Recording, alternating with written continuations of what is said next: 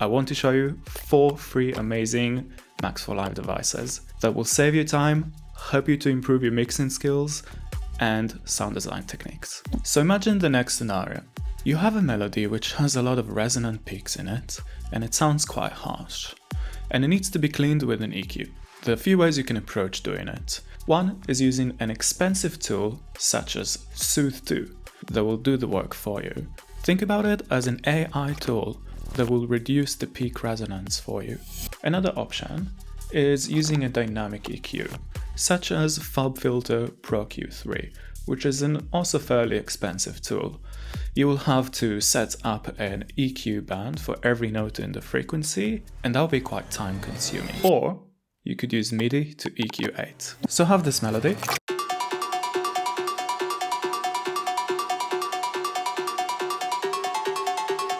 Which has a lot of peaks and sounds quite harsh. Next, let's map the MIDI to EQ8 to one of your band's frequency.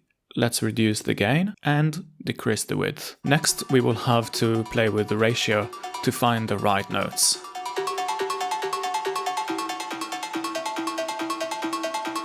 You can experiment with loading few instances of the MIDI to EQ8. We will map them to different bands and we will set them in the same way.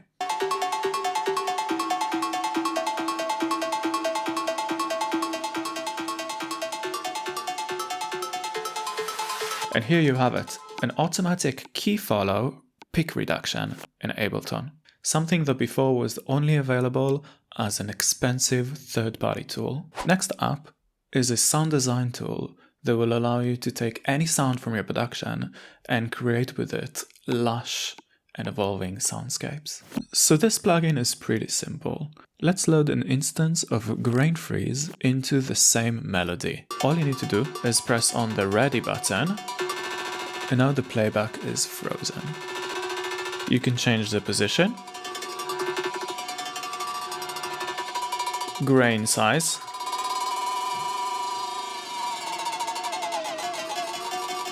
spray amount,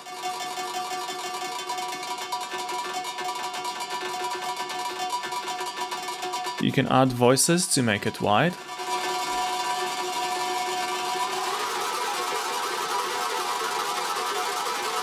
you can change the pitch, let's add an octave, and add chorus. Lush soundscapes in seconds. Are you bored of using a traditional LFO tool with the traditional sine wave and sawtooth shapes? Meet Strange Mode. This tool will create evolving shapes which you never imagined possible. As you can see on this tool, we have a very interesting shape which is taking place on this display. Let's map the X position to the position on grain freeze, the Y to the grain, and the Z to the spray. Let's decrease the speed so the plugin evolves slowly over time. Let's play the melody and capture the audio.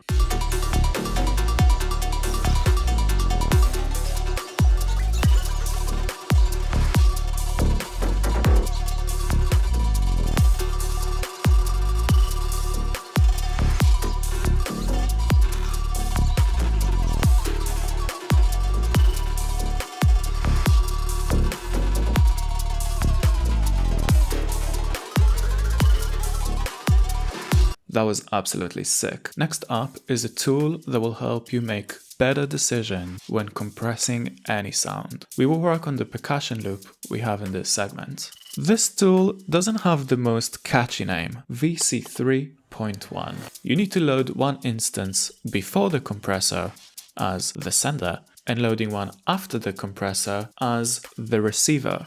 What this tool allows you to do is to adjust the gain correctly. So if you ever compressing a sound and it sounds way too quiet and you're not quite sure how much gain to add, this tool will solve that problem. So let's play the percussion loop.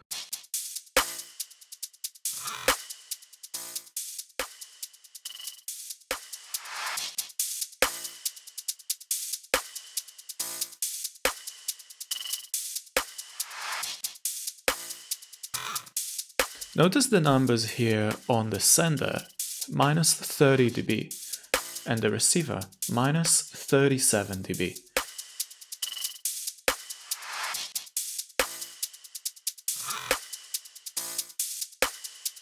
That means I need to add 7 dB of makeup gain. And you can see that we managed to match these numbers.